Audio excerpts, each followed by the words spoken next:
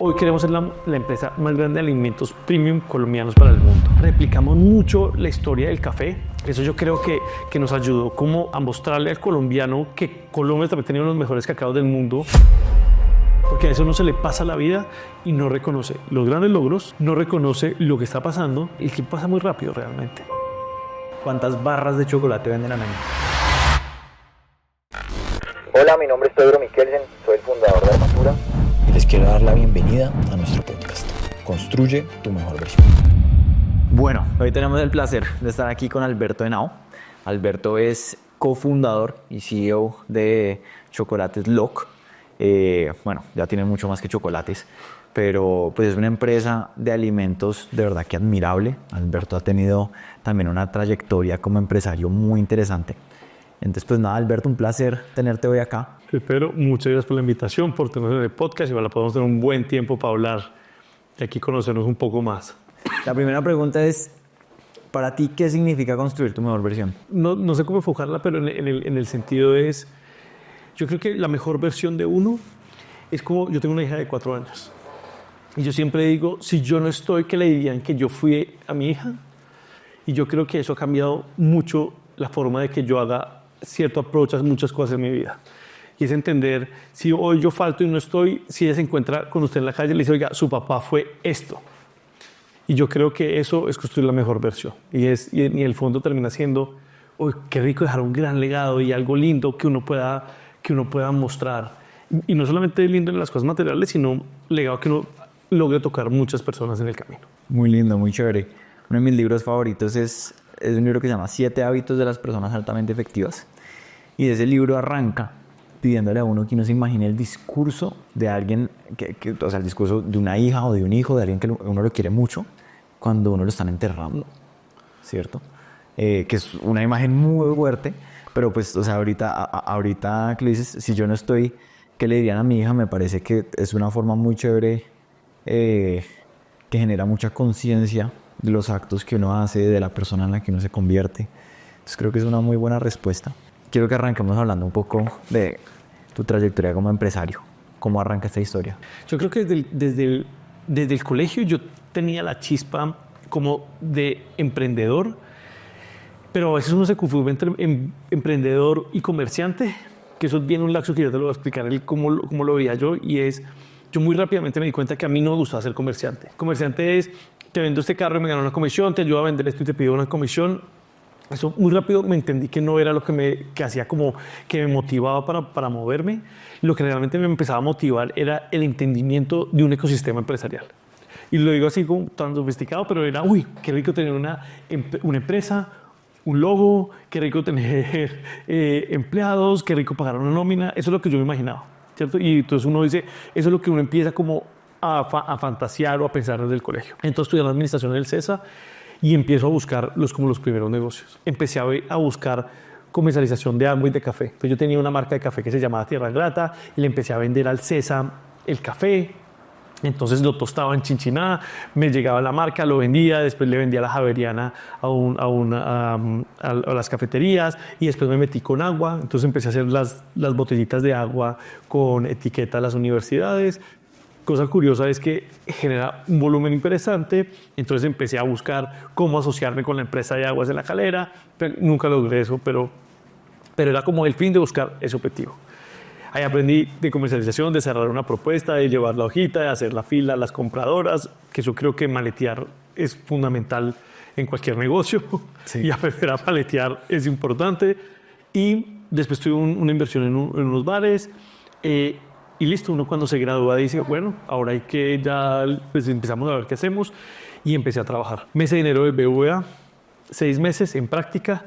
Logré cambiarme la práctica del CESA, que es un año, a Juan Valdez. Y ahí aprendo como un gran mundo de mercadeo y de ejecución. Pues trabajaba eso en la presidencia y trabajaba con mercadeo y empezamos como literalmente a generar como un cambio y un tema y aprendí de mercadeo y después empezamos a ejecutar un tema de oficinas de franquicias. Y dije, listo, yo ya me las sé todas. El pensamiento errado creo que uno tiene, que uno piensa que muy joven se las sabe todas. Y salgo a montar una empresa de asfaltos. Me fue mal. Asfaltos. Asfaltos. y hacíamos carreteras y tratábamos de hacer huecos en un material petroimpregnado de asfalto, un material petroimpregnado de asfaltita. Y esto lo que hacía era que la mitad de precio, y yo decía, esta es la solución para las vías secundarias y terciarias de Colombia. Esto es lo que necesita Colombia. Entonces uno se lanza a eso hasta que se encuentra con un mundo en el cual ese mundo a veces sí es corrupto. Cuando uno lleva un producto, la gente pide, los alcaldes, los gobernadores piden, y uno dice, pucha, esto no es lo mío. Ahí cerramos eso, quebrados. Tengo unos socios que compran un plazo de la compañía, compras que me salvan la deuda que tenía, y avanzó como a retomar esos orígenes del café. Y un ex suegro mío... ¿Y qué pena, ahí saliste en ceros? En ceros, sí. No, ceros con unos ahorros, pero ceros. Y un suegro mío me dice, oiga, estructuremos un portafolio de productos premium colombianos para poder vender en Estados Unidos. Él ya vendía en Estados Unidos, tenía todos los canales, tenía 5 warehouse en Estados Unidos, una empresa grandísima, tenía un fondo detrás grandísimo, no estaba enfocado solamente en hierbas. Camilo llega y me dice, estructuremos eso. Entonces nos vamos y buscamos chocolates, palmito del Putumayo, pimientas. Yo decía, pues como lo premium de Colombia. Entonces cuando empezamos como a hacer el checklist con ellos, decir, bueno, si este proveedor nos va a maquilar, que es demasiado válido, ¿puede hacer un contenedor? Sí, no. Entonces, chao. El palmito puede hacer, no, la pimienta tampoco. Vainilla podría hacer esto, tampoco. O sea, y nos fuimos ligando literalmente unos productos premium colombianos, que eso da una lástima. Que hay muchas cosas premium colombianos o materias primas muy lindas en las regiones, pero no tenemos la infraestructura para poder abastecer un mercado norteamericano o asiático, o ni siquiera pues una capital como Bogotá, que nos termina entendiendo, nos pasa a nosotros que compramos muchas cosas en las regiones. Entonces terminamos con café y chocolate, y esa es la historia como arranca Log. ¿Y dónde sale el nombre? Log, imagínate que Log se llamaba Green Dot. Okay. Green Dot. Sí. Creo que ahí hubiéramos fracasado con el nombre. Y Camilo, que era socio en ese momento, o era como el mentor y quería ser socio en Estados Unidos, llega y dice, pucha, hay que buscar un nombre corto, fácil, que podamos vender. Saqué un nombre de 3, estamos montando un avión para Miami, y lo llamo de aquí a Miami, saqué unas letras, algo de 3 nombres, o de 4, que sea fácil. Que un alemán, que un chino, que alguien lo pueda hacer. Y arranca el coso, yo arranco a echar números, y es que números, letras y cosas, Yo tenía unas que era como cool, tal, pero todas, obviamente metiéndose uno en la página a ver si estaba o no estaba registrada. Y cuando llegó a Miami, dice, ¿qué tiene? Le leí la cosa. Le dijo, no, voltee la L, la O, que suene como lucky, como suertudo. Y si usted es de suerte, este fue el chiste del man, se lo vende a Looker. Tal, perfecto. Llamé a Rafael Rosas, que era un diseñador nuestro en esa época, y creo que durante mucho tiempo fue como el creativo de la marca. Digo, Rafa, mire este nombre. Me dijo, listo. Pero yo le pongo 2 punticos. Y yo dije, pero 2 punticos va a sonar como alemán o tal. Y sí, para que sea el chocolate de los 2 punticos. Log tal, suena así, suena europeo, se ve bien, hagámosle. Y después del tema, que siempre se lo digo a mis socios, es en el fondo cuando nosotros tenemos otras marcas, y es la marca cuando uno se la imagina, nadie le ha metido un peso a la marca se construye, y eso hay que trabajarle porque la marca se construye. Puede hubiera sido Green Dot, si le hubiéramos trabajado, probablemente creo que también hubiera funcionado. Por ejemplo, tuvimos una discusión con alguien de mercadeo y decía, es que desde la marca los proyectos pueden fracasar. Y yo le decía, yo conozco unas marcas muy buenas en la vida que probablemente es porque le han metido literalmente cariño y amor y plata a la marca para que se posicione. Sí, y algo que yo insisto mucho y repito mucho es las marcas son una serie de valores. No importa cuál sea la marca. Y cuando hablo hay veces con emprendedores que me dicen, ¿cómo es que todavía no tengo un nombre? Estoy buscando un nombre. Yo le digo como, mire, la marca más valiosa del mundo se llama Manzana. Y no, no se lo puso, nadie pensó un montón, entonces, ¿cierto? Y eso no hizo la diferencia. Entonces, sí creo que es muy importante como invertir en la marca, a construir la marca, pero entendiendo desde que las marcas son una serie de valores, de creencias. Las marcas se tratan de construir credibilidad. Hablemos un poquito de la marca de Log. ¿Qué es la diferencia? ¿Qué la hace único? Hay empresas que hacen marcas que se construyen totalmente diferente a como usted y nosotros hicimos nuestra marca, que son emprendedores haciendo marcas. Uno es su marca. Entonces, literalmente, yo no tengo marca personal porque creo que tengo una guerra con las redes sociales, pero personales, pero en el cómo es, oiga, yo debería estar más, pero es como lo hago, es como traduce lo que es Alberto y Carolina, empezaron a permear lo que se ve en la calle, que es estético, que es bonito, que nos importa la salud, que nos importa cómo nos vemos, que nos importa literalmente. Y eso literalmente era como lo empezamos a traducir en la calle. ¿Qué amigos tenemos? Todo es, venga, vamos a hacer una alianza chévere con este amigo. Vamos a hacer esto chévere. ¿Cómo vamos a vernos literalmente como los grandes en retail? Esto es muy importante cuando uno está en un supermercado. Es uno cómo se ve en la góndola de supermercados, si está arriba, si está abajo, tal.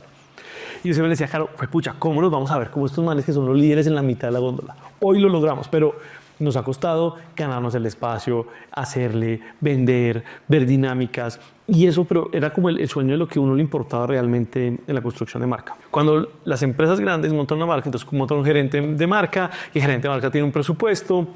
Y si la quema funciona y si el mercado literalmente compra o no compra, pues dicen, oiga, funcionó y no funcionó, y son capaces de cambiar muy rápido. Oiga, este proyecto no funcionó. Vuélvalo y sáquelo y vuelve y reláncelo o mátelo y sigan con el próximo. Para uno no tiene esa opción. Uno es, oiga, es que esto funciona, porque es que no hay otra opción. Entonces yo creo que eso es lo que nos empezó a hacer diferentes cuando competíamos con el chocolate, cuando empezamos a competir en la góndola de chocolatería. Todo el chocolate grande que había estaba enfocado literalmente o en gifting, que eran los cajitas de regalos, o un chocolate europeo oscuro. Y nosotros entramos por otro concepto. Entramos entendiendo que era un bean to bar contando una historia de cacao colombiana, entendiendo literalmente de dónde viene nuestro cacao, que es uno de los mejores cacaos del mundo. Replicamos mucho la historia del café. Eso yo creo que nos ayudó como a mostrarle al colombiano que Colombia también tenía uno de los mejores cacaos del mundo. Y en esa época nos habíamos ganado 4 premios, 4 años consecutivos el mejor cacao del mundo en el Salón del Chocolate en París. Entonces esto empezaba como a sonar y eso nos empezó a ayudar como a contar ese storytelling completo de la marca. Mencionaste a Carolina. ¿En qué momento entra Carolina en esta historia y cómo entra? Caro llega porque nosotros, de hacer todo ese análisis de quién nos podía maquilar, llegamos a la Looker. Y ella era la que nos atendía de negocios internacionales en la Looker. Y con ella terminamos desarrollando el esquema de las recetas y ya teníamos todo para montar la primera orden de compra. Y cuando la montamos, ella me llama y me dice, qué pena, es que es un contenedor. Y yo dije, no, pero ya habíamos hablado que era un pallet para testear el mercado. Y me decía, no, qué pena, aquí es dirección de la Junta, hacemos solamente un contenedor. ¿Y cuál es la diferencia, o sea, perdón mi ignorancia, pero cuál es la diferencia entre un pallet y un contenedor? Un pallet son 7.900 unidades aproximadamente, un contenedor son casi 300.000 unidades de chocolate. Ah, o sea, les iban a vender mucho más chocolate. Sí, sí. No, y era para testear el mercado. Yo creo que entonces uno dice, yo le decía, oiga, pero habíamos quedado que era un contenedor, un pallet, que entiendo que además era mucho también para testear. ¿7.900 a cuánto? No sé, a 300.000. A 300.000. Un pallet completo, sí. Una Locura. Pues los que iban a ser socios norteamericanos llegan y dicen, oiga, no, Doc, pues muchas gracias. Aquí está saliendo un fondo, está entrando otro fondo. No nos podemos desenfocar con productos que no sean como el core business nuestros. Te dejamos eso, chao. Y yo dije, wow, otra vez proyecto cero. Y dije, no, pues esto no lo voy a matar. Y llamo a Carolina. Digo, Caro, venga, le invito a almorzar. Y nos fuimos a almorzar ahí cerquita donde él trabajaba y le dije, la única condición es que yo tengo el 50% de esta empresa para alguien que trabaje igual que yo. Yo no quiero un socio que me llame por la noche a ver cómo le fue con trabajo, no. All in o nada. Y yo, pues, vamos a hablar con mi esposo. Ella habló por la noche, nos invitaron a comer con Julia, mi señora, pues que hoy era mi novia en ese momento, era mi esposa. Fuimos a comer los 4, nos conocimos y a los 2 días me llamó y me dijo, ya renuncié. En 15 días empezamos. Y yo creo que ese es de los nervios más grandes que yo he sentido como de responsabilidad. Sí. Que dije, pucha. Y en ese momento, ¿en qué momento estabas de tu vida? ¿Cuántos años tenías? Me contaste pues que todavía tenías novia. 25 años. ¿Llevabas en este entonces cuánto tiempo en el mundo laboral? No, ya en el mundo laboral yo ya llevaba 3 años y medio. Y como una de las cosas no está como en un buen momento porque ya había fracasado en unos proyectos, estaba viviendo solamente de ahorros, pues como el SafeNet, que era como mi mamá y mi papá que vivían aquí en Bogotá, ya no estaban en Bogotá, se habían ido a vivir a México y yo decía, pucha, pues esto ya es la vida real y hay que darle, ya tomé una decisión y esto hay que hacerle. Como busco trabajo o sacamos esto adelante, era como el tema y creo que todo se fue empezando a juntar muy bien. Yo me fui a vivir solo y pues Julia se fue a ver conmigo. Me ayudaba bastante cuando lo hacía así. Yo decía, pues pucha, estoy corto, no te preocupes, pagaba las facturas, hacía esto, me ayudó bastante. Y ella se fue a hacer su maestría. Y ahí era como cuando empezamos, lo que estaba empezando bien. Julia llevaba 3 meses llenos pues, en la maestría en Filadelfia y yo aguantando y haciendo para construirlo. Y definitivamente esos son de los momentos más difíciles para el emprendedor cuando uno toma esa decisión de, bueno, me voy a dedicar a esto, ¿cierto? Y uno se compara con los amigos que tienen el sueldo, que tienen una cantidad de privilegios y es un momento muy difícil que requiere mucha resiliencia. Yo creo que esa es la fuerza mental cuando uno empieza a ver que todos... Uno en la universidad, pues claro, estaba tranquilo en su núcleo, ¿cierto? Cuando uno se independiza y logra uno empezar a montar y uno empieza a decir, bueno, no tengo con qué pagarme este sueldo. Además eran 2 sueldos iguales en LOC. Entonces era cómo nos vamos a pagar tú y yo algo y cómo empezamos a pagar el primer empleado y colaborador que teníamos y uno decía, pucha. Y después otro. Entonces después uno empieza como a crecer en esa escala salarial y a veces, oigan, no hay para este mes. Empezó LOC y empezaron de una en grandes superficies. O sea, ¿cuáles empezaron a ser los primeros clientes? Como sueño siempre era ese. Sí. ¿Cómo íbamos a llegar a las grandes superficies? Como realidad no es tan fácil, ¿cierto? Entonces empezamos a hacer una estrategia llamada la estrategia de la puerta trasera. Y es cómo podíamos ir a todos los puntos cerquita a una grande superficie. Bonita, chévere. Entonces, spas, tiendas especializadas. Y en Colombia también está empezando un boom de esas tiendas especializadas, fit, sanas, hoteles, restaurantes y cafés. Y nos enfocamos a darle duro a ese mercado. Y un tema grande, que es lo mismo que tú hacías en pauta, pero en esa época no había tanta pauta digital, era cómo los podíamos ver. Entonces yo le decía a Caro, ya el chocolate ya está hecho, ya están cajas, ya reguémoslo. Ya no hacemos nada de concentración, pero en esa época llegábamos y poníamos la cosita, le abríamos, mira, paso mañana y vemos cuántas barras vendiste y te las voy cobrando. Claro. Y eso empezó a generar una atracción visual de la marca. Te veo, te estoy viendo y empezamos a crecer en numérica muy rápido. Y eso generó como esa ayuda de ese impacto, tanto visual, que después ya las cadenas nos abrieron las puertas. La primera cadena fue el Éxito. Okay. Éxito nos ayudó, pero Éxito fue durísimo. Claudia Gutiérrez era la compradora de esa época. Fue pucha, señora tan brava. Pero regaños. Sí. Y yo logré conseguir una cita con un literalmente con el presidente del Grupo Éxito en Medellín. Obviamente no me atendió el presidente, me atendió el vicepresidente. Me reunió 3 segundos, le conté la historia, vi el producto y me dijo, esto es bueno. ¿Por qué le han dicho que no en Carulla? Me dijo, porque nunca he logrado sentarme con Claudia. Me deja esperando en la sala de juntas y me manda como a su junior. Y ella dijo, no se preocupe. No se preocupe, yo llamo. Yo saliendo del Grupo Éxito y Claudia Gutiérrez me estaba llamando bravísimo. No, que te me vuelvas a saltar. Y yo dije, Claudia, yo no me salté. Yo le esperé 1 año pidiéndole citas. Lo espero ya en Bogotá. Me dijo, estoy cogiendo el avión. Ya. Yo ya llego a Bogotá y llego... Llegué, me fui por OTAN 26, llegué a las oficinas eso es el Éxito de la 80, en el segundo piso son las oficinas de Carulla en el segundo piso. Yo llegué y nos sentamos y dijo, ¿qué fue lo que hizo? Yo dije, Claudia, esto es lo que yo veo. Y dijo, pero esto sí lo veo. Listo, muchas gracias. Empieza la documentación, papeleo, y logramos entrar al grupo a Carulla. Es uno de los procesos más difíciles, ¿no? Lo que famosamente llaman codificarse. Codificarse. Yo creo que sí es al principio lo más difícil. Ya uno entiende la práctica, pero al principio sí. ¿Cuántas son las unidades? ¿Cuánto va por palet? Las cajas, ¿por cuánto van? Si va a rotar eso en la cantidad en el punto de venta.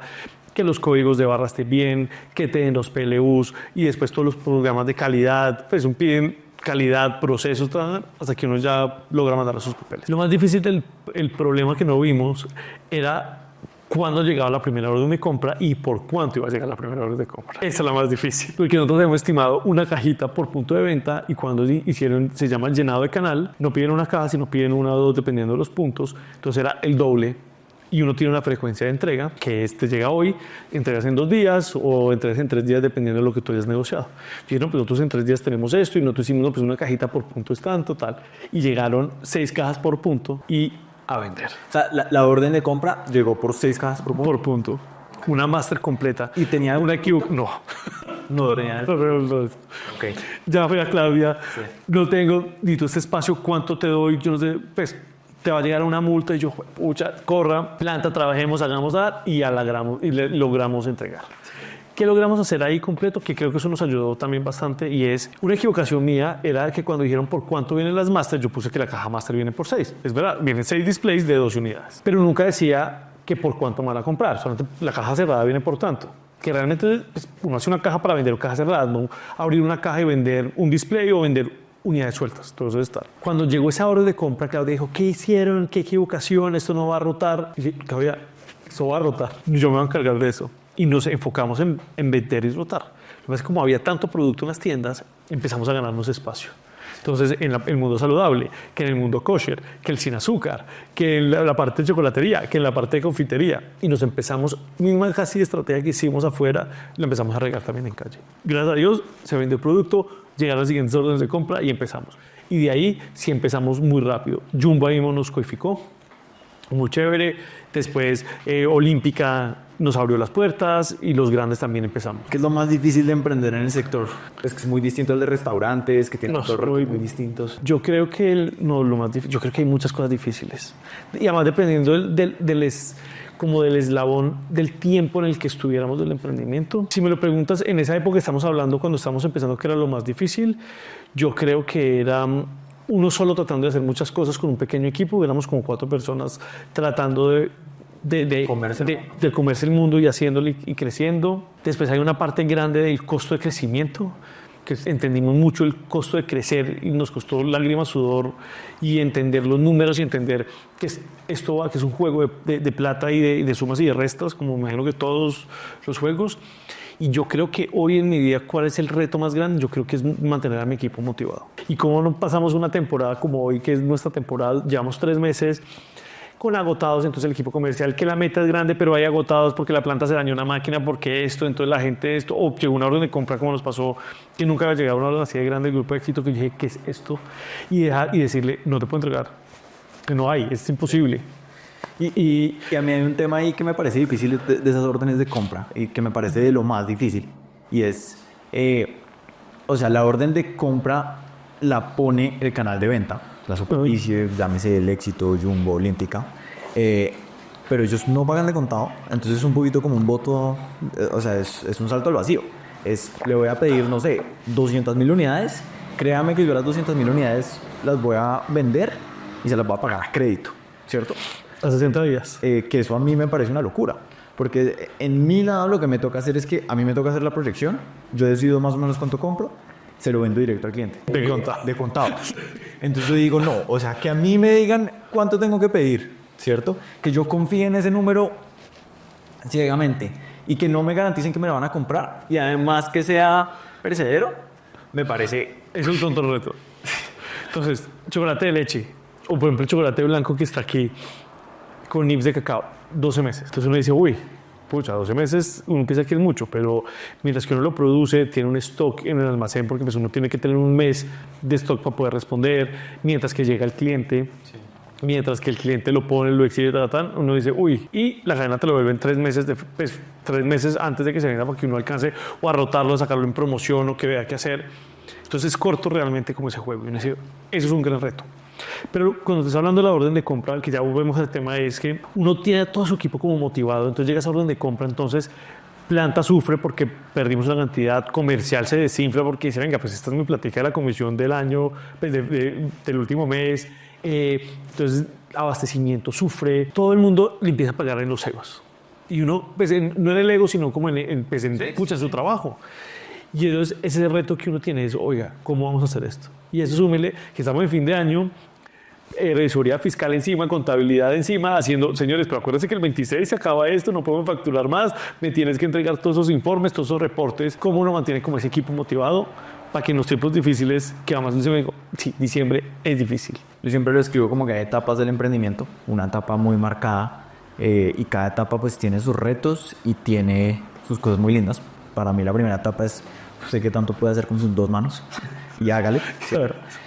Después viene una etapa muy distinta que es, bueno, usted tiene un equipo pequeño, 3, 4, 5 personas, motive esas 3, 4, 5 personas y logre delegar. Y después, que hasta ahora yo creo que yo estoy en esa parte del reto y es 3, 4 líderes y cada uno de esos líderes tiene su equipo y dentro de esos equipos hay intereses que a veces son opuestos. Entonces se trata mucho de alinear intereses, construir cultura, pero no sé tú cómo lo has visto y cómo has vivido esas etapas. Yo creo que las describió muy bien. Yo creo que la primera es cuando entender oiga, ¿qué necesitamos? Yo creo que esa es como la primera. Vamos a necesitar a alguien de contabilidad, vamos a necesitar a alguien en ventas, vamos a necesitar a alguien aquí. ¿Quieres ese primer puesto? Entonces uno va entendiendo. Ahora uno dice, ¿cómo capacito a alguien de ventas? Claro, porque uno no se puede traer, pues, en mi caso nosotros no nos pudimos traer al mejor vendedor, pues a alguien, claro, que uno dice, uy, vamos a robar a alguien de Colombia, pues regio, ¿no? Y es que yo creo que de qué necesitamos también es peligroso. Sí. Porque mucha gente dice, no, es que yo necesito esto, yo necesito esto, yo necesito esto. Y a veces mi respuesta es, pues no lo tiene. ¿Y qué vamos a hacer? Totalmente. Nosotros, de las primeras personas que lo trajimos fue alguien administrativo que nos ayudara con las compras y a una auxiliar contable, porque el contador era externo. Y eso era como para que la parte operativa funcionara. Y Carlos y yo vendiendo. Cuando decimos, venga, es que tenemos que empezar a echar ojo como a la operatividad, pues cómo empezamos a capacitar mejor a las vendedoras. Y fue un gran reto, porque tú nos decías, ¿cuánto vale un buen vendedor? No, pues valía más que el sueldo nuestro, entonces no había con qué pagarlo. Entonces empezamos a buscar gente muy chévere. Nos conseguimos en el punto de mercadería de la 90, hace mucho había un punto de mercadería chiquito, como, donde había como el primer foque, allá al lado había una tienda de mercadería chiquita. Y había una niña que se llama Marcela. Marcela atendía ahí. Y un día Marcela dijo, oiga, pues yo podría ser vendedora. Y yo decía, pues yo vengo aquí. Claro, yo iba a entregar chocolate en el mercado y yo dije, pues esta vieja atiende y vende aquí. Tal. Y hoy todavía están locos. Qué belleza. Y es hoy la CAM que maneja grandes superficies, que empezó manejando tiendas especializadas, creciendo, haciendo impulso con nosotros. Pero entonces uno de los grandes retos es cómo logramos transmitir ese mensaje, como que cuando uno vende algo con pasión, ¿qué le pasa a usted? Que usted probablemente dentro de su tienda hay alguien hace que usted le envíe un saco, probablemente usted se lo van a comprar. Porque esa pasión es única y es muy difícil de empezar a transferir. Pero cuando uno logra que alguien adicional a uno tenga esa misma pasión, ganado, listos. Después otro y después más gente en el equipo de compras y fue que fuimos creciendo. Y después uno empieza ya la operación a decir, uy, pues pucha, la logística está vuelta a nada. ¿Qué hacemos? ¿Quién sabe logística? Pues traigamos a alguien. Mismo problema. Tengo que pagar los grandes sueldos, busquemos a alguien que pueda hacerlo, entender, y uno empieza a construir como esos roles internos. Para darnos como una idea un poco de dimensión, y de pronto esta es una pregunta muy curiosa, pero ¿cuántas barras de chocolate venden al año? Nosotros este año queríamos llegar a los 2 millones de barras de chocolates. Nos vamos a quedar casi por 100,000 unidades, creo que este año con las proyecciones. 1.900.000. ¿Y cuántas personas son? 68 personas. A principio del año éramos 97 personas y hoy ya estamos en 67. Tuvimos un peso, eso también hay que decirlo porque las conversaciones difíciles, no todo es fácil. Y eso es de emprendimiento. Uno tiene que entender muy bien cuándo va bien y cuándo va mal.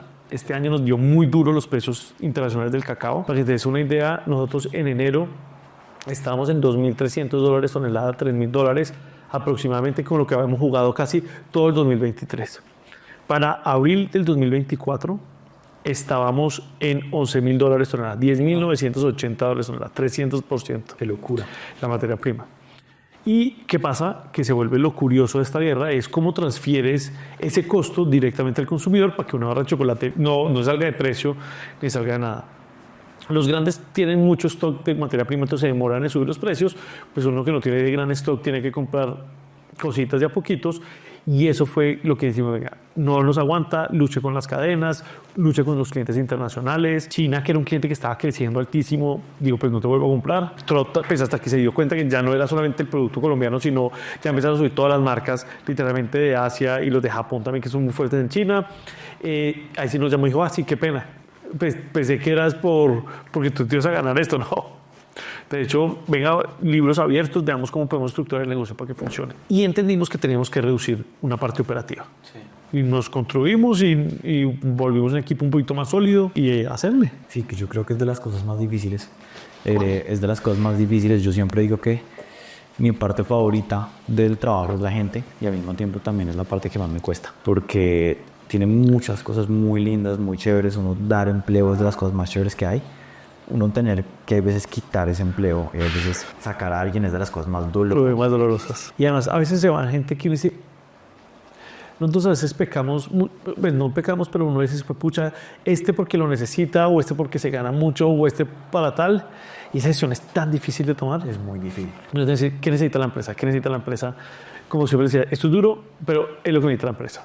Y es como, es que es esto o todos, pero es que uno se encariña. Uno llega y yo casi todos los días saludo, hola familia, ¿cómo están? Cuando llego al loco. Es el cariño de uno, es como decirle a uno, pucha, si uno pasa más horas en la oficina con su gente que en la casa. ¿Cómo uno mañana le va a decir, pucha, ¿esto es lo que necesita la empresa? Sí.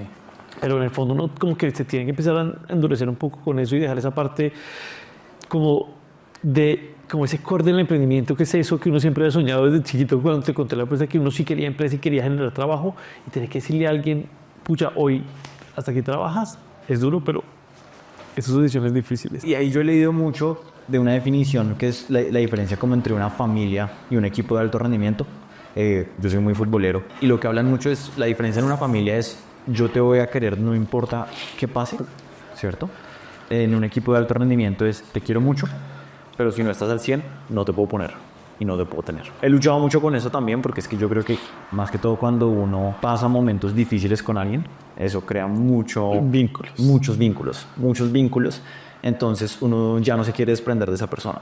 Por más que uno sepa que de pronto no está o por más que uno sepa que de pronto el momento ya no es, uno no se quiere desprender. Y me parece una de las cosas más difíciles a la hora de crear empresa.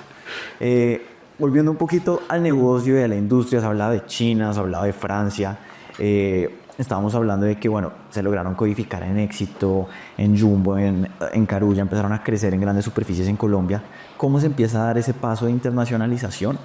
Y antes de que me cuentes un poco cómo se da esa historia, quiero saber, hoy por hoy, ¿qué porcentaje de sus ventas son en Colombia y qué porcentaje son afuera?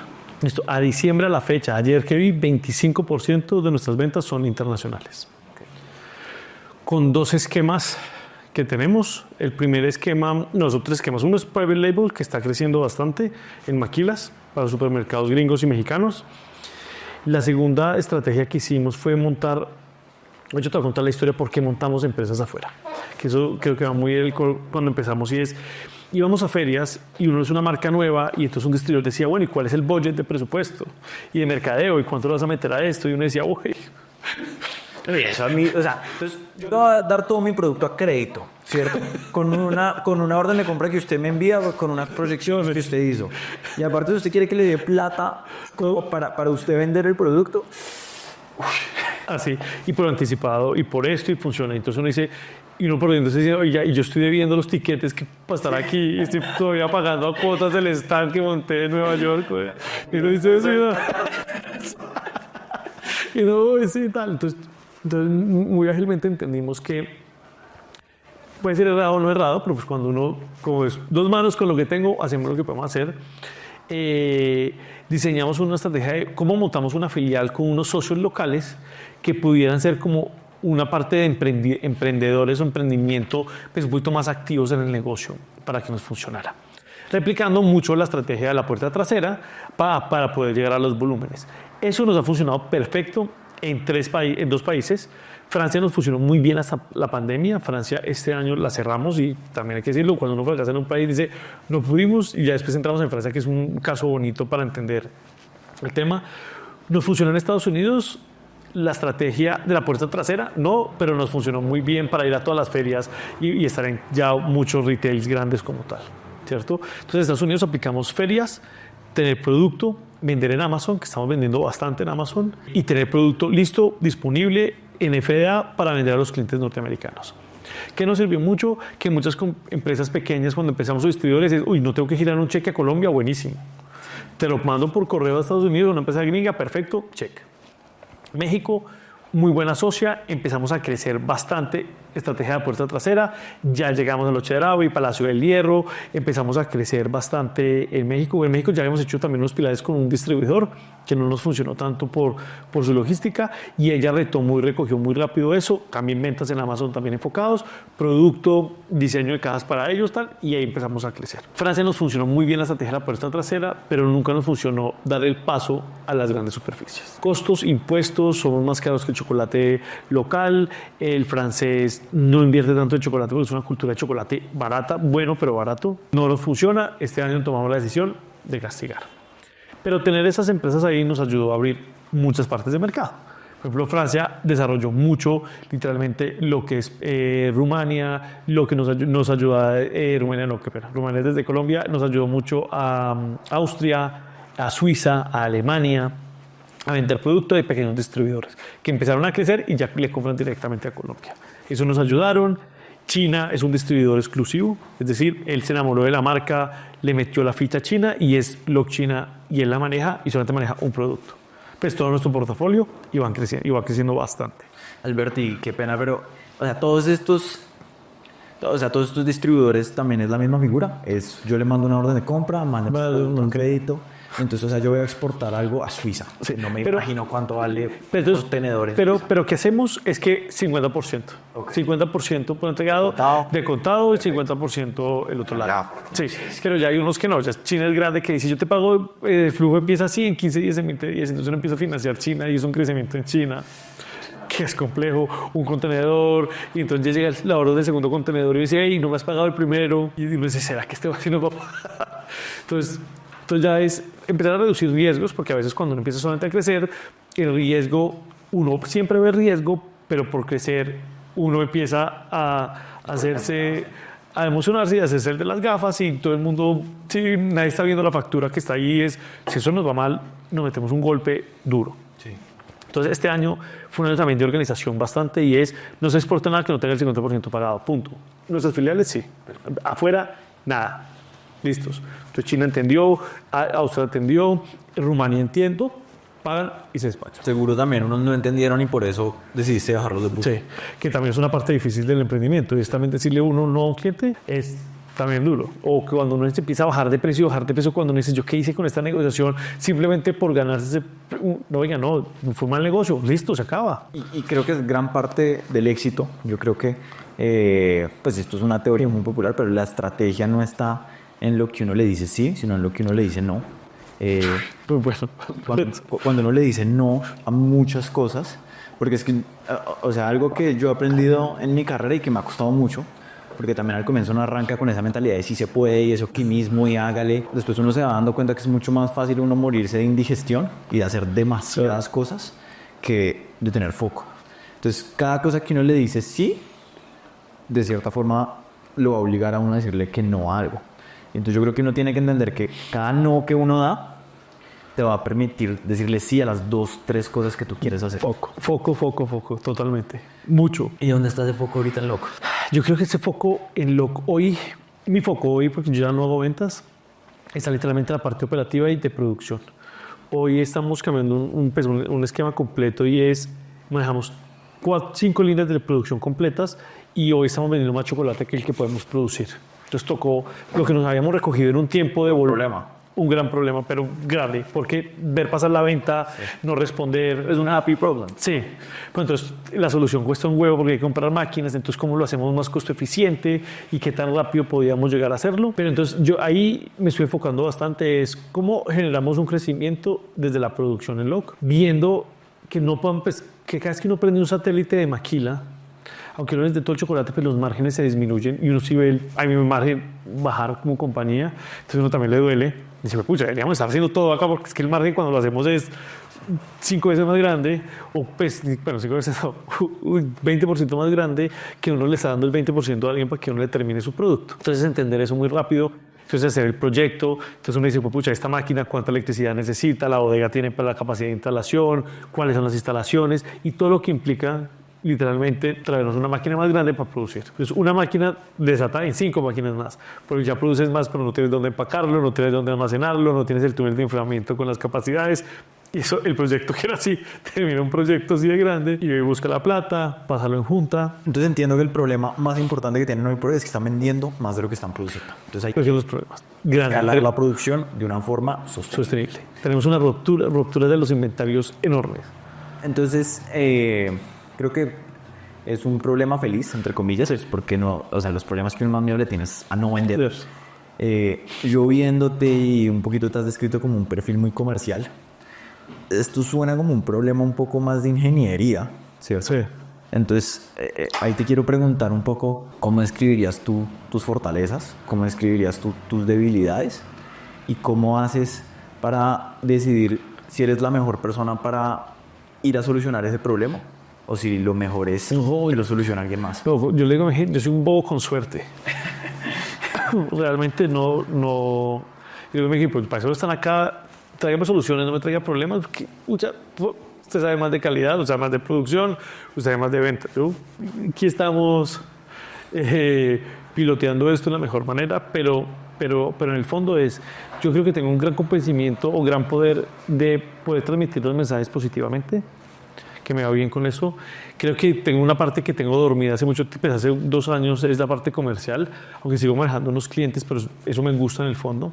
Pero cada vez que me meto en comercial me olvido de que hay alguien en la compañía tiene que también estar viendo la parte operativa y administrativa que funcione. ¿Y cómo divides tu tiempo entre eso? Hoy Caro cogió toda la parte comercial y yo manejo toda la parte operativa. A mí me gusta describir una compañía y por eso es que decía que una de las cosas que más me gusta de mi trabajo es la gente y una de las cosas más difíciles es la gente. Imagínese que usted va a coger toda su familia extendida, toda. Los va a meter a todos en un edificio y los va a poner a trabajar juntos. Dios. Eso es una tontería, ¿cierto? Y por eso es que creo que es tan importante que a medida que uno empieza a crecer, y pues tú lo entenderás y lo has vivido mucho mejor que yo porque lideras muchas más personas, pero es la cultura y los valores que muchas veces uno los ve pintados en la pared y que no sirven para nada, se empiezan a volver cada vez más relevantes porque cada vez más empiezan a haber conflictos, empiezan a haber equipos que tienen intereses opuestos, ¿cierto? Entonces a mí me pasa, por ejemplo, que el área de mercadeo necesita esto y necesita tener el producto lo antes posible, ¿cierto? Pero el área de producto no puede diseñar con tanto tiempo de antelación porque ¿qué pasa si hay un cambio y de repente ya no necesitamos esto, sino que necesitamos esto? Y es entender uno cómo equilibra y cómo de verdad logra plantear el gana-gana interno, que es un poquito lo que tú decías, oiga, es que aquí se necesita para el año chino, pero aquí se necesita para esto, venga, llegamos a un punto medio y nos planteamos ese gana-gana. Yo creo que hay 2 cosas muy, muy claras en los equipos y es los líderes de los equipos buscan a su líder real pues o a su jefe inmediato para plantearles un problema. Yo creo que ahí fallamos mucho como líderes, o yo aprendo a fallar mucho y a veces les digo, venga, esto realmente ya no puede ser mi problema, porque lo veo tan fácil que es, en vez de tú subirlo, tú porque no hablaste con el otro equipo. Porque no se trata como de la queja, no, es como, yo no estoy para solucionarte tus problemas, estamos aquí para literalmente entre todos pensar en cosas mucho más grandes. Cada uno es difícil, uno lo ve desde afuera fácil, pero cuando no está el día a día de la oficina, desde que uno llega, son semi-reuniones, cosas, problemas, y no va avanzando y va desarrollando ese día a día operativo. Pero cuando uno llega en el espacio y dice, oye, pucha, ¿qué hice hoy grande para la misión grande? Pucha, nada. Sí. Y hablando de eso, ¿cómo? O sea, porque totalmente de acuerdo con lo que dices. Yo, un mensaje que le doy mucho a mi equipo es como el conflicto es una parte natural, normal del trabajo y eso va a pasar. Y tu capacidad de liderazgo también se va a ver reflejada en tu capacidad de resolver ese conflicto positivamente. Yo siempre se los digo, la gente dice que es que hoy Recursos Humanos hizo una encuesta entre compras y comercial. Pues ¿cómo es que estaba tensionada el área? Es normal. Uno no van a poder vender porque o planearon mal, o planearon diferente, o llegaron órdenes de compra que ni siquiera estaban en el mapa. Pues es normal que pase. El conflicto no hay que evitarlo. Sí. Porque el conflicto siempre va a estar. Somos seres humanos. Hoy me levanté súper bien, mañana me levanté mal. Punto. Hoy tengo un día diferente. Hoy tuve un problema en mi casa y uno cuando dice deja los problemas en la casa es imposible. Uno es una sola persona. Uno carga sus problemas y carga su maleta de problemas todos los días por donde uno va. El tema es cómo uno es de inteligente para entender qué es lo que me está afectando en mi puesto de trabajo, en mi desempeño, tanto como líder o no líder, o en mi tarea diaria, o cómo me está afectando en mi casa, mi trabajo también, que eso también pues, sí, es contrario, pero es cómo lo podemos empezar a entender y eso es lo que yo le digo al líder, es venga, no importa, y hoy pelearon, ni siquiera pelea, es hoy tuve una discusión, vayan a tomarse un café, entonces tenemos el café log, tenemos las cosas, vayan a almorzar después, y hoy ya empezó a ver esto, hoy veo que la gente, tiene una confusión, y al otro están almorzando solo, y dije, perfecto, esto es una cosa de calentura del momento, y al otro día estamos bien, pero no es cargar como esas peleas internas entre los equipos, es parte del emprendimiento, parte del ecosistema de cualquier mesa laboral. Total. No es porque uno sea chiquito o grande, pasa en todas las empresas. Sí, y de cualquier grupo humano. Sí. Hemos hablado de foco, también me hablaste y empezaste a hablar un poco de cómo las cosas que uno tiene en la casa a veces lo pueden afectar en la parte laboral. Te quiero preguntar, ¿cómo haces para administrar tu tiempo? Muy bien, tengo mi agenda la cuido full. Cuido mi agenda, me planeo en la agenda y cumplo horarios en la agenda bastante. ¿Cuándo y cómo armas esa agenda? No, la agenda, de hecho, todas mis reuniones periódicas con mi equipo son periódicas semanales, dependiendo de si estoy o no estoy. Entonces, desde el primer enero, desde hace mucho, tengo la comercial, tengo producción, tengo, o si bueno, entrada internacional, o tengo calidad, tengo compras, tengo contabilidad, que son las primeras de por la mañana. Todas las semanas. Todas las semanas. ¿Algún día en específico? Sí, todos los días son una igualitas. Y yo, de ahí son con los 5 líderes que yo manejo, y de ahí para abajo sí son agendas de reuniones, dependiendo de lo que pongan. Pero entonces, por ejemplo, el lunes tienes reunión comercial y es todos los lunes. Sí. ¿O es más o menos? Sí. Así. Como ya no tengo comercial, por ejemplo, todos los lunes a primera hora tengo compras. Y es mi equipo de abastecimiento. 8 de la mañana tenemos 3 veces por semana, empezando los lunes o los martes, se llama manufactura. Entonces están todos los líderes de la planta más los 2 líderes de compras conmigo. Y es en qué estamos y qué debemos internamente. Comprando camiones de cacao en tu mano. Sí, es que compramos, que debemos, que me den las cajas, que me den la loteadora, que se dañó una máquina, que el turno va a estar haciendo esto, y es planeando las producciones. Si uno planea producción, pues los problemas a futuro van a ser mucho más fáciles. Y después de ahí, algún tema de compras y es abastecimiento general compañía, y es cuánto hay presupuesto para pagos, cuánto vamos a comprar y cuánto vamos a pagar. Entonces, es como resumen de cuentas, queda en esa reunión. Y de ahí ya empiezan reuniones que sí entran y van.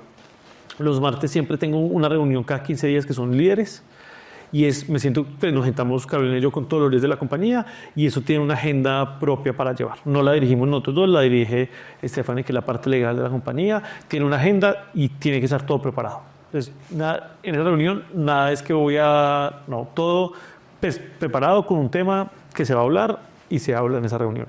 Y después de ahí tengo producción Día de María y tengo reunión con México. Son las fijas. Sí, yo creo que es de las cosas más difíciles, el manejo de tiempo. Me contaste que antes de venir acá, pues, a esta grabación, estabas dejando a tu hija en el colegio. Ajá, hoy tenía pues, la presentación de Navidad. Y hoy la mañana fue muy fácil. Me levanto, 5 de la mañana, entreno hasta las 6, nos arreglamos con la chiquita y la llevo a las 7 al colegio caminando. Tengo el placer de llevar a mi hija caminando al colegio, que eso sí... Muy chévere. Nos vamos hablando los dos, a veces nos acompaña mi señora y vamos y la dejamos y nos devolvemos. En los últimos 10 años que has tenido, y cojo solo 10 años pues como para ubicar algún tiempo, en tu carrera como emprendedor, en todo este camino con LOC, ¿qué hábitos nuevos has incorporado o cómo sientes que han cambiado tus hábitos? Varios hábitos. Uno, trato de no almorzar por fuera. Eso es de las cosas que me han cambiado la vida. Casi uno comía por fuera y come por fuera o pide domicilios, pues salud más. Entonces realmente es cómo llevo comida de mi casa y eso ha cambiado mis cosas. Uno, incorporar el gimnasio en mi vida. Estoy metiendo en el gimnasio duro, 3 veces por semana, hacer pesas, cardio, y eso ha cambiado. Libera estrés, libera todo, la cabeza la siento pues ligera, cansada, siento nomás cansado al final de cuentas, pero cuando no sale está dichoso, pero eso lo he cambiado. 3, tiempo para mí mismo. Antes de mi hija tenía mucho más. Hoy tiempo para mí mismo, lo que me gusta es realmente querer llegar a mi casa antes de que mi hija esté dormida, antes de que mi hija se duerma. Eso sí, sagrado. Pues quiero pasar un tiempo con ella antes de dormirla. Pero tiempo no de la lucha para acostarla, sino tiempo de calidad. Tiempo vamos a jugar, vamos a pintar, vamos a echar lora, vamos a hacer esto, y después ya empieza esa parte de dormir una niña que no es fácil. Sí. Y ahí te quiero preguntar, a mí una de las cosas que más me cuesta como emprendedor es que uno se vuelve totalmente obsesivo, ¿cierto? Y uno no se puede sacar el negocio de la cabeza. ¿Te pasa constantemente que estás con tu hija y estás pensando en LOC y en problemas de LOC? Mucho. No, ¿Cómo manejas eso? No, te voy a decir una cosa. Yo desde el año pasado fue un año también que estábamos haciendo muchas cosas en LOC, integraciones, estamos buscando socios estratégicos, estamos buscando muchas cosas. Y el año pasado tuve un tema de que no había parado nada y realmente fue como, se acabó el año y dije, pucha, casi me muero. Pues como de agotamiento, tuve problemas de presión, pues como que... ¿Yo qué estoy haciendo con esto? Y desde ese año que me fui para diciembre, me relajé, entendí que iba a hacer varias cosas diferentes.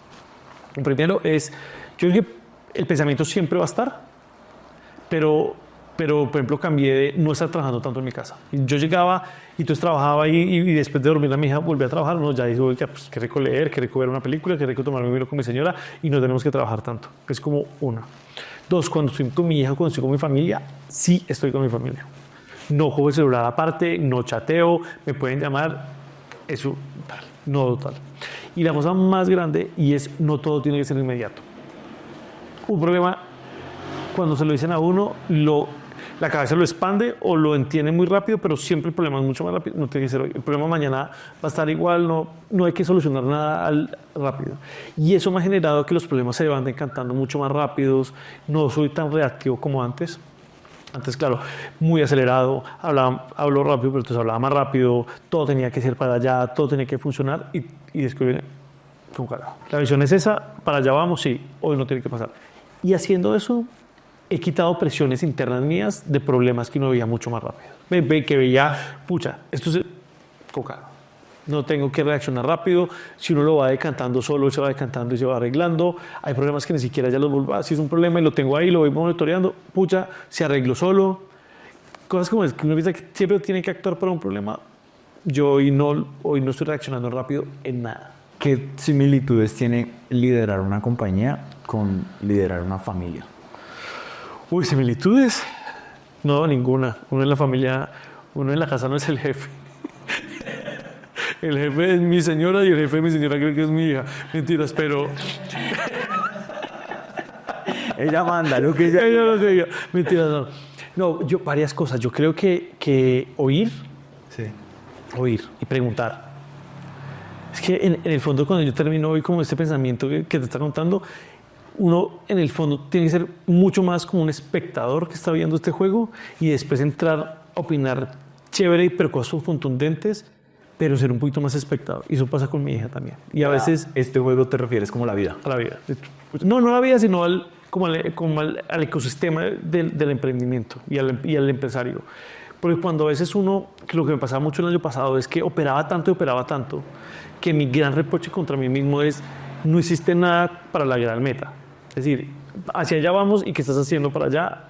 No hice porque estaba metido operando y solucionando cosas que digo, si yo tengo los mejores líderes, porque literalmente estoy operando.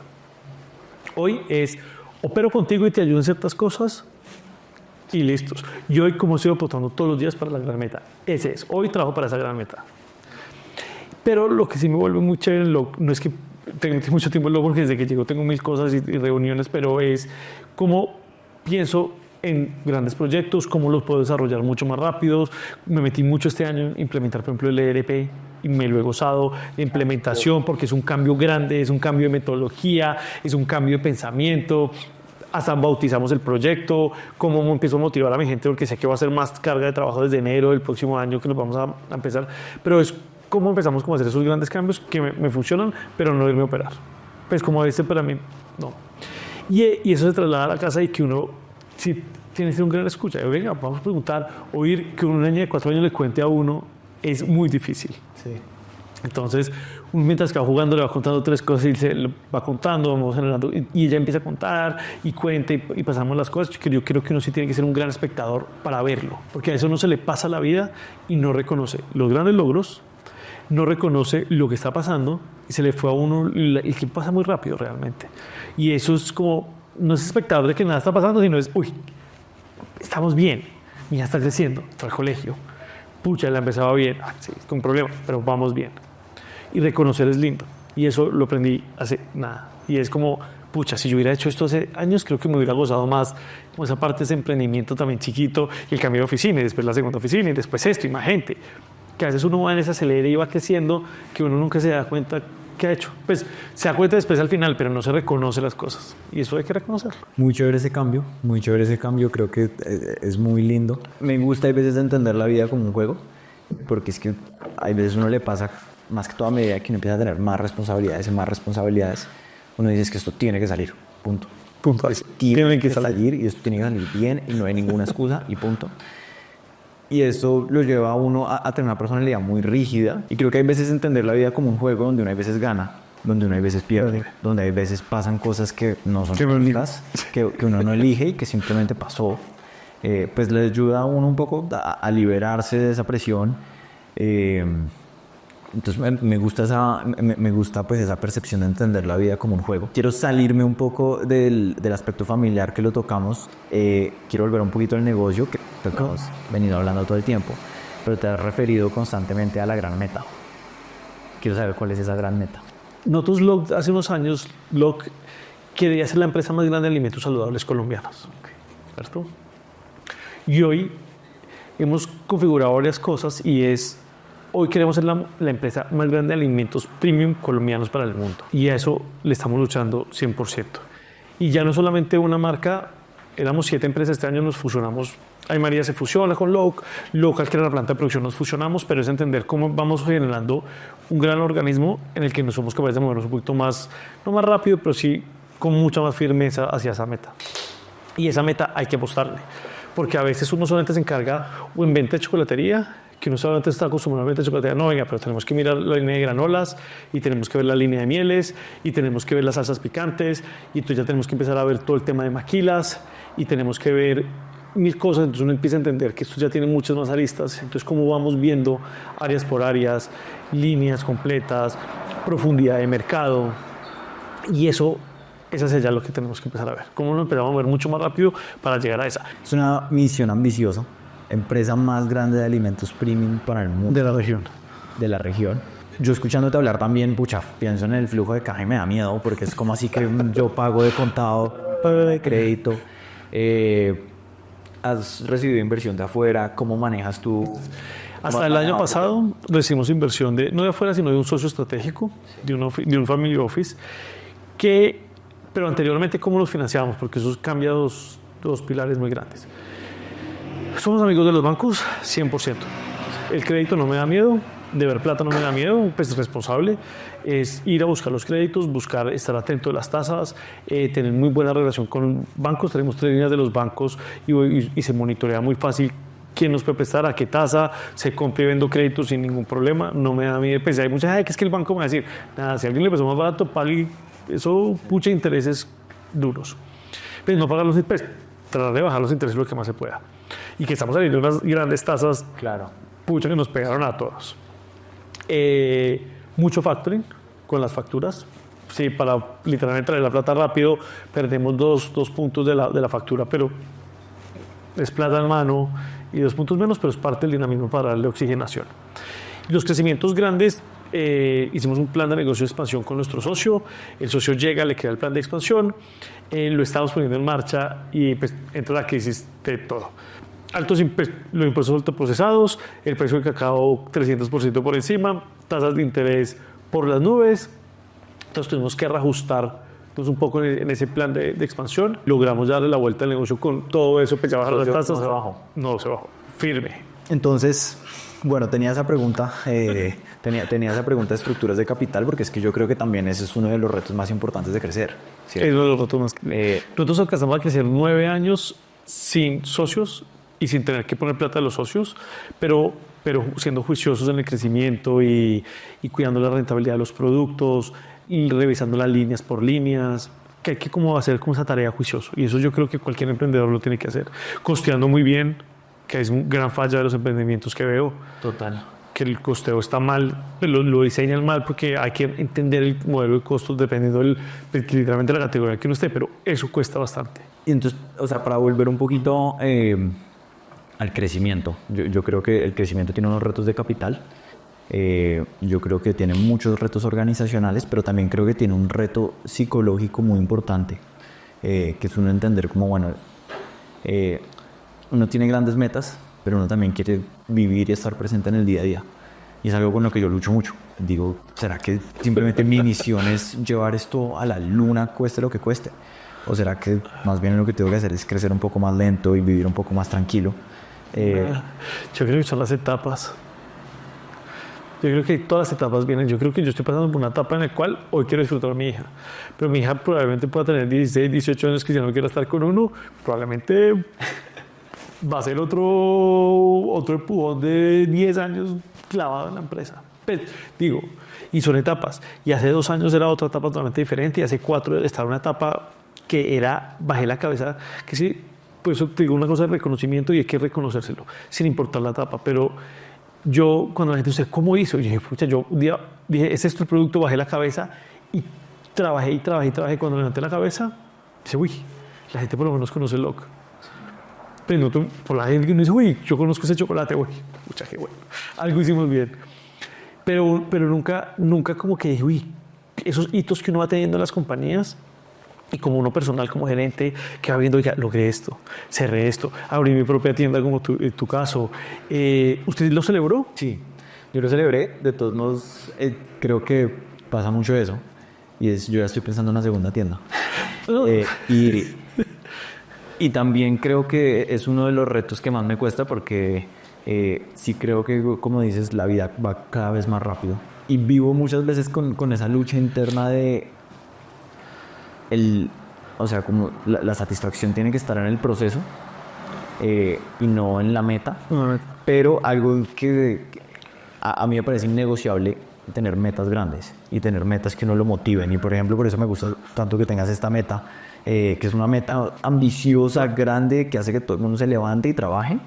Pero también me gustó mucho que dijiste, de pronto yo no estoy cuando se cumple esa meta. Pero lo importante pues es la persona en la que uno se convierte aspirando precisamente a ese tipo de metas. Por ejemplo, hay una cosa, cuando sacamos la exportación más grande del log, la primera vez que sacamos un contenedor, uno de los clientes más grandes de Estados Unidos, yo dije, hijo de pucha, mi socia asustada con unas cosas y no lo celebró. A mí me molestó full. Yo dije, yo no puedo seguir en la vida pensando que no va a celebrar las cosas, cualquier logro, vamos a celebrarlo. Y reconocimiento, y mandé carta a los de internacional, a los de producción, a todo el mundo, porque a veces uno ve a eso en las empresas, dice, uy, listo, ya, y vamos por la segunda exportación. No, sí, todo el mundo sabemos que vamos por la segunda, porque además esto cuando empieza a rodar las bolas, crece.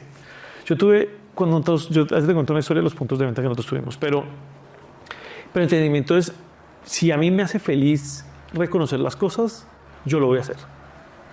Y probablemente a la gente también le gusta que se lo reconozca. Y a veces uno falla como líder, y yo creo que en lo que estamos fallando eso. Y era que es como nada suficiente. Entonces es un contenedor si hubiera podido ser 2, claro. Pero ven, no fueron 2, fue 1. Y si hubiera sido medio, también tenemos que prenderle velas a esto. Porque es que, pucha, es un logro que no dañaba el abastecimiento nacional. Salió un contenedor. Primero, cerramos un cliente enorme en Estados Unidos. Nos montó el producto, creímos, lo logramos, lo despachamos, ¿cierto? Es como reconozcamos esos pasos, que eso los equipos lo fortalecen y vamos entendiendo. Y ese es el reconocimiento que hay que empezar a tenerlo.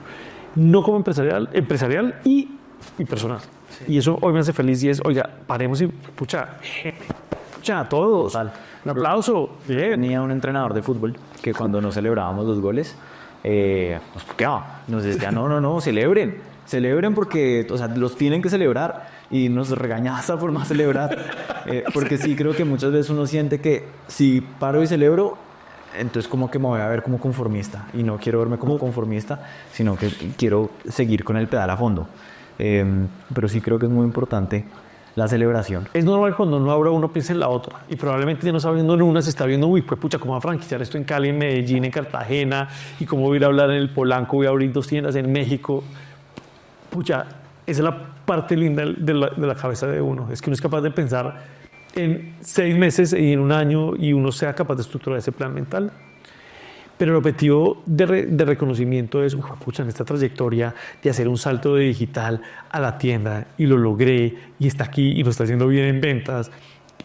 Pucha, es como, en el fondo ese reconocimiento propio son esas alegrías que uno no puede meter en ese cajón oscuro que uno va metiendo las cosas así como sin obviar, porque eso es curioso, pero cuando uno pasa las crisis grandes como la que yo pasé el año pasado, empecé este año el coso, yo dije, puta, pues esto me va a matar a mí, yo voy a vender esto, ¿cierto? Y mi señora dice, para un tico, vamos a abrir ese cajón de las buenas cosas que has hecho. Y uno arranca a sacar estas cosas y dice, pucha, pues de tal. Y dice, uy, y le cambia.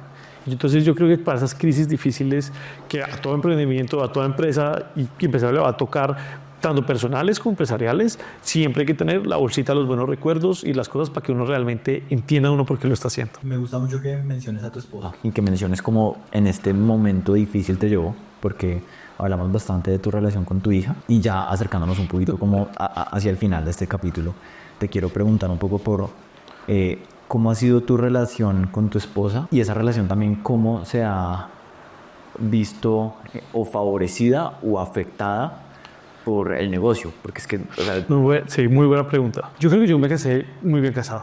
Puedo decir que con la mejor señora, claro, porque es mi esposa, pero es pucha, es la vieja. Es la vieja que realmente en los tiempos difíciles desde que empecé me dio la mano, en los tiempos gloriosos me festejó y en las crisis me ha dado las manos y me ha apoyado tanto emocional, físico, de comportamiento. Ella me ayudó a vender en las ferias, ella siempre ha estado.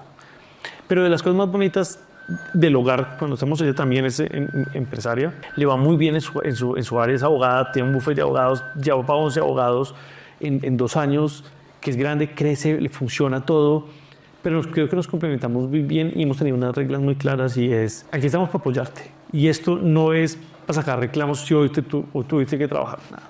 Hoy estamos aquí para apoyarte y hoy puedes ir, chévere, yo mañana voy. Hoy no puedes ir, no te preocupes, yo lo hago, porque entendemos como el paso. Y siempre lo hablamos, que eso también es muy importante, lo hablamos del principio, es, si vamos a tomar este camino, pues hay que también sacrificar muchas cosas, porque a veces la gente dice, es que ser emprendedor puedes manejar tu agenda. No, muy mucho no es tan fácil, pero tal, por ejemplo, hace poquito contabilidad, hace 2 días me hice contabilidad y usted tiene 4 periodos de vacaciones acumulados, y los otros, porque nunca he sacado vacaciones, pues ya se los tuvieron que quitar porque se van cruzando y ya, tal. Entonces, y me dice, pucha, uno nunca ha sacado ni siquiera una desconexión. Claro, uno se va de viaje, ahorita nos bajamos tal, pero uno siempre está conectado. Y en estas vacaciones está conectado a una reunión. Y hay que hacer pagos, hay que parar y hacer pagos. Entonces no hay una desconexión total cuando uno es un empleado que dice, oye, mañana me voy, muchas gracias, nos vemos el 15. Sí. Y se bajan, el correo le llega el letrerito de uno tiene que estar en muchas cosas. Pero y volviendo a lo que a mí me está desviando es, yo creo que nosotros sí hablamos mucho en qué vamos a sacrificar cuando somos emprendedores y cómo nos vamos a apoyar mutuamente. Yo a veces lo veo tanto y es, pucha, uno se tiene que casar bien casado. Yo he visto amigos exitosísimos, solteros, se casan mal casados, sin rachas de 2 años, están en una turbulencia emocional, familiar, que se ve reflejado en su laboral y otras en una espiral de caída, que eso es muy complejo. Pero yo creo que es eso, es como, pucha, una buena persona al lado de uno, yo creo que lo complementa y lo potencializa 100%. Y hablaste de reglas. ¿Tienen escritas esas reglas? No fueron muy verbales, pero las tenemos desde el principio. ¿Y cuáles son? La plata de los emprendimientos son de uno, hay ciertos gastos de la casa nuestros, la educación de Victoria la teníamos súper definida, no iba a ser ni un colegio mixto, un colegio tenía que ser un colegio mixto y no tenía que ser un colegio religioso. Cierto tal. Full bilingüe, que eso nos importaba bastante el tema de la educación, que es una casa como de gente súper pila y preparada y tal, entonces como muy metidos como el tema de no todo tiene que ser libros, pero tiene que ir a pasar bueno en el colegio y que funcione y que le vaya bien, que eso nos gusta. Segunda regla clara, tiene que haber un viaje al año sí o sí, de conexión de los dos. Es un fin de semana, son los dos. Y tiene que pasar. Y eso, yo no quería hijos, es una cosa curiosa. Cuando yo me casé con Julia, yo le dije, yo no sé si quiero hijos en la vida, antes de casarnos. Y Julia me dijo, pues hagamos una cosa, y es, casémonos, y 5 años. Vamos a 5 años a viajar, a pasar, tú estás trabajando en Log, yo estoy en un buen puesto, pues hagámosle. Y empezamos a tener una gran vida. Cuando 5 años de matrimonio me dice, bueno, se acabó este tema. Y es, yo sí quiero hijos en mi vida, si tú no quieres, te respeto, muchas gracias, yo te amo, pero hasta aquí llegamos. Sí. Piénsalo. Yo, pucha, tal. Sí, no, pues venga, entendamos qué es lo que a mí me molesta realmente, qué es lo que a mí no me molesta, porque no me molesta ni nada, es que era mi miedo a tener un hijo. Entonces, yo tuve un papá ausente, muy complejo, una separación de mis papás, mi mamá se casa con mi papá, pues, con el que llegó papá, que es mi padrastro, pero tal vez fue una persona, pues, un man con un toque grandísimo al orden, a las cosas, amoroso en su forma de ser, pero no amoroso físico. Entonces yo decía, pucha, esta energía masculina me hace falta, y entendí eso. Fui psicólogo, me trabajé, entendí el miedo, le dije, yo creo que ya entendí qué es lo que me pasa, vamos a tener hijos. Y hoy me arrepiento de no haber tenido hijos antes. Hubiera tenido, y además y la vida no me ha dado más hijos, pues, lastimosamente. Pero hoy le digo a la gente, si yo hubiera podido tener hijos, hace 5 años los tenía, o más, pucha. Es una felicidad absoluta, que me ha llenado unos espacios que no conocía, que pueda tener tanto amor para poder darle a otra persona que no fuera mi señora. Muy lindo, muy chévere. Y con eso pues llegamos a la última pregunta de este podcast. Arrancamos el podcast diciendo que para ti era muy importante, si yo no estoy, ¿qué le dirían a mi hija de mí? Entonces, quiero que terminemos, que nos cuentes un poquito. Si no estás, ¿qué te gustaría que le dijeran a tu hijo? Yo creo que los pilares muy fuertes, que uno es justo y honesto. Y que siempre hay que ayudar. Como, pucha, su papá me ayudó, hizo esto y hizo esto.